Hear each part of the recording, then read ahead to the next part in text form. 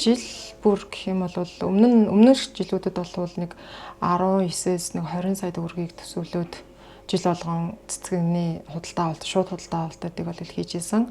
Зөвхөн аймгийн орон нутгийн төсвөр гэх юм бол за энэ жилээс эхлээд нөгөө ногоон байгууламж тогтчлт дээр тэрбум 800 сая төгрөг батлагдсантай холбоотойгоор энэ жил бол 30 сая төгрөгийн тендер худалдаа авах ажиллагаа зарлагдахаар болоод байгаа.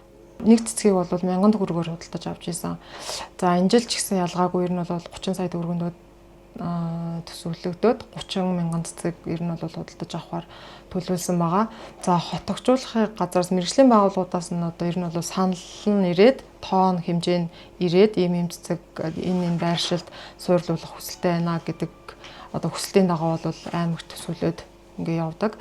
За хотогжуулахын газар бол ер нь бол нөгөө үрээр тарих асуудлуудыг бол хийж болно. Гэхдээ нөгөө хөлөмж тарих нөхцөл нь бүрдээгүй байгаа учраас ер нь бол одоогоор яг тийм үйл ажиллагаа явах боломжгүй байгаа юм. Ховд аймгийн хэмжээнд нэг 5-аас 6 аж ахуй нэгжүүд бол нэг наст цэцэг бол тармилжуулж байгаа. Тэгээд ерөнхийдөө орон нутгийнхаа иргэдийг бол дэмжих бас бодлогыг бол ер нь бол байрна.